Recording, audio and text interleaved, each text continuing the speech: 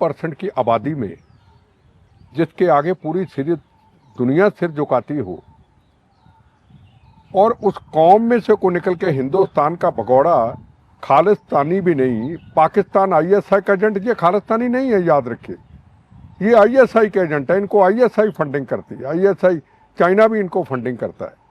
और ये वही लोग हैं जो अमेरिका के अंदर तिरंगे झंडे का अपमान करते हैं, ये वही लोग हैं जो कनाडा के अंदर मंदिरों पे हमले करते हैं, हनुमान मंदिर पे हमला करते हैं, ये वही लोग हैं जो तिरंगे झंडे को उतार करके उसका फुटबॉल बना के खेलते हैं, ये वही लोग हैं जो अक्षरधाम पे अमेरिका पे हमला करते हैं, ये वही लोग हैं जो बाबा साहब अम्बेडकर के स्टैचू को उसका अपमानित करते हैं, ये वही लोग हैं। अब पन्नू ने कितनी बड़ी बात कह दी, 2 करोड़ की हमारी आबादी पूरी दुनिया के अंदर, उसमें निकल करके एक व्यक्ति ने, पाकिस्तान आईएसआई के एजेंट पन्नू, जो कहता है मैं महाकुंभ पे हमला कर दूंगा, 60 करोड़ श्रद्धालुओं के ऊपर हमला कर दूंगा, तीर्थ यात्रियों के ऊपर हमला कर दूंगा, मैं राम जन्मभूमि पे हमला कर दूंगा, और आज उससे भी और आगे चल के कहता है अगर जंग हुई तो पंजाब के रास्ते से हिंदुस्तान की फौज को हम गुजरने नहीं देंगे। कौन है पन्नू? पूछना चाहता हूं, इसका पंजाब हिंदुस्तान में क्या बेस है? आपने बात चुप्पी की कही, हिंदुस्तान के मेरे सिख भाई क्यों ना बोले? पूरे हिंदुस्तान के अंदर गुरुद्वारा साहब के अंदर बैठ करके गुरु महाराज की अरदास करके पूरी मीडिया को बुला के ये क्यों ना कहें कि हमारा पन्नू से कोई नाता नहीं, ना ये खालिस्तानी है ना कुछ है, ये आतंकवादी है, ये पाकिस्तान का है, ये पाकिस्तान आईएसआई का एजेंट है, ये हमारे सिख कौम का अपमान करता है, हमारे गुरु महाराज की सोच पे उल्ट चलता है, हमारा इससे कोई नाता नहीं। क्या किसी का जवाब आया कोई? तो क्या शक हमारे ऊपर नहीं को करेगा?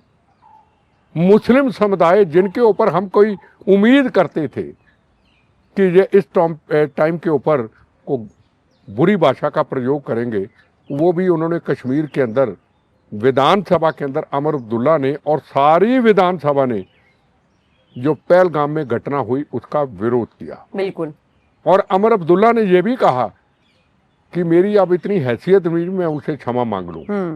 उन्होंने महसूस किया कि कहीं ना कहीं हमारी सुरक्षा में किसी में चूक हुई। पर जब पहलगाम के अंदर जो टेररिस्ट थे उनको बरूदों से जब उनके घरों को ढेर कर दिया गया, कश्मीर का कोई मुसलमान खुल करके सामने विरोध नहीं किया कि आप गलत कर रहे हैं। एक शहीद की पत्नी ने जरूर कहा, ये करनाल की शहीद की पत्नी ने जरूर कहा कि मुसलमानों को निशाना मत बनाओ। आज कोई पेपर में आया, विनय नरवाल की पत्नी। ठीक है, चलो उन्होंने सही कहा भी ऐसे मत करो। पर मुझे एक चीज बताओ कि इतनी प्यारी सिख कौम जिस पे दुनिया नाच करती है, पूरा हिंदुस्तान नाच करता है, हरमंदिर साहब के अंदर 110% हिंदू धर्म आके वहाँ नमस्तक होता है, वहाँ मुसलमान भी आता है, ईसाई भी आता है, पूरी दुनिया आती है, तो पूरे सिख धर्म से आवाज़ क्यों ना उठे भी पन्नू तू मामा लगता है हिंदुस्तान का, तू पंजाब का क्या लगता है, क्या तेरा पंजाब में रोल क्या है तेरा, कब से पंजाब का तू भगौड़ा है, तू कौन है ये कहने वाला कि पंजाब से गुजरने नहीं देंगे? तेरे साथ है कौन? तेरे साथ वो हैं जिनको तू 50,000 20,000 दे के वहाँ पे खालिस्तान के नारे लिखवाता है, वहाँ दीवारों के ऊपर नारे लिखवाते हो। तुम वही हो ना जो बाबा साहब अम्बेडकर की मूर्ति को अपमानित करते हो, 50,000 20,000 दे के, यही तुम करते हो। तो आपने जो बात कही उसका मेरा एक ही जवाब है कि चुप्पी रहना भी समर्थन करता है, चुप्पी रहना भी गुनाह है।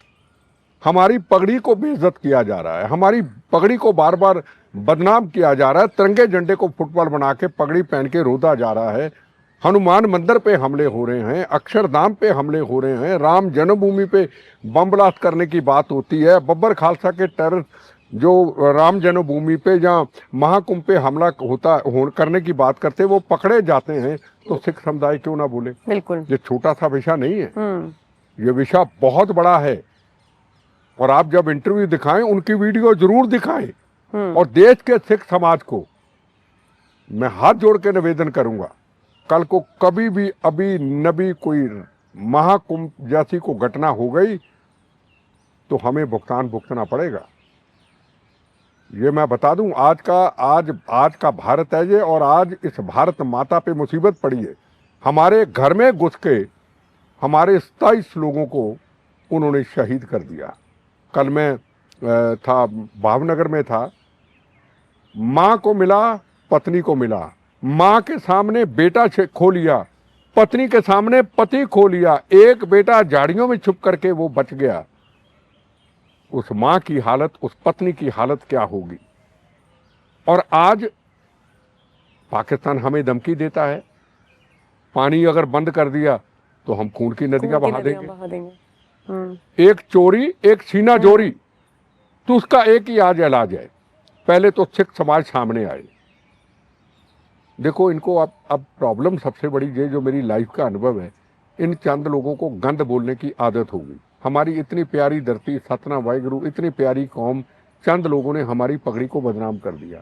पर जो चुप रहते हैं वो भी गुनाहगार बन जाते हैं, जो चुप रहते हैं वो भी गुनाहगार बन जाते हैं। अगर MS बिट्टा बोलता है तो मन मन पक्की ये गाली देंगे, ये गंदी भाषा का प्रयोग करेंगे। इनको बार बार एक ही कहना चाहूंगा, तुम्हारे बम्बों से नहीं डरे, तुम्हारी गोलियों से नहीं डरे, मौत हमारी दोस्त है, गालियों से भगा दोगे हम। पहले भारत माँ है। कभी कहेंगे कौम का गद्दार, मैं बार बार कहता हूँ कौम का गद्दार कहो, हमने जिंदगी में कोई गलत काम नहीं किया, पर भारत माँ का गद्दार हमें मत कहे।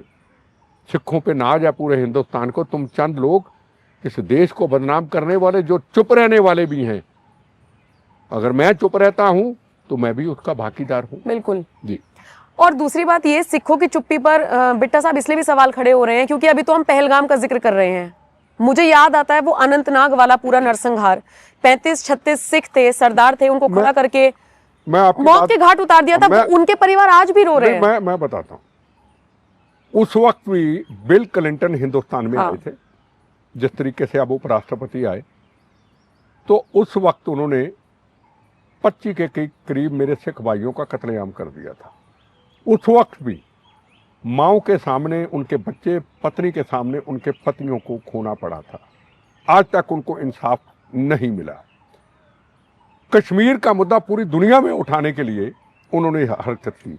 आज भी जब उपराष्ट्रपति आए अमेरिका के और नरेंद्र मोदी जी गए सऊदी अरब, एक सेकुलरिज्म का संदेश लेके कि हिंदुस्तान एक सेकुलर मुल्क है, और इन्होंने अपनी दुकानदारी चमकाने के लिए कश्मीर की इन्होंने 4, 5 या 6 आतंकवादियों को भेज के बेगुनाहों का कत्लेआम कर दिया। अब पाकिस्तान इसका खमियाजा भुगतेगा। क्या पाकिस्तान का आम आवाम सड़कों पे आएगा? क्या ISI के खिलाफ प्रदर्शन करेगा? क्या हाफिज के खिलाफ प्रदर्शन करेगा? जो भी आतंकवादियों के लीडर थे, क्या उनके खिलाफ प्रदर्शन करेगा? ये मेरा सवाल है उनसे, क्योंकि ये जो 26 या 27 बेगुनाहों का कत्लेआम हुआ है, इसका खमियाजा पूरे पाकिस्तान को भुगतना पड़ेगा। आज देखो लाइनें लगी हुई हैं अटारी बॉर्डर के ऊपर, पाकिस्तान ने अपने बॉर्डर को बंद कर दिया। अब लोग देखो, पाकिस्तानी है तो इंसान, आम आदमी हिंदुस्तान में, दुनिया में है तो इंसान, उनसे हमारा क्या झगड़ा? 4-5 लोगों की गलतियों के कारण, ISI के गलतियों के कारण पाकिस्तान का आम आदमी भुगतान भुगते। क्यों भुगते? क्यों? उस अवाम से हमारी क्या दुश्मनी? अब जो कल को गोलियां चलेंगी, कल कोई रॉकेट लॉन्चर चलेंगे, उधर चले इधर चले, नुकसान तो हम सबका है। बात है। पर हमने एक फैसला कर लिया, सिविल डिफेंस, NCC, रिटायर्ड फौजी, सबसे हमने रास्ता करना शुरू कर दिया, तैयार रहो, अपनी बंदूकों को तैयार रखो। NCC वालों को जरूरत है फौज के लिए, तैयार रहो। और आज हर एक सच्चे भारतीय को इजरायली की तरह सच्चा भारतीय बनना पड़ेगा।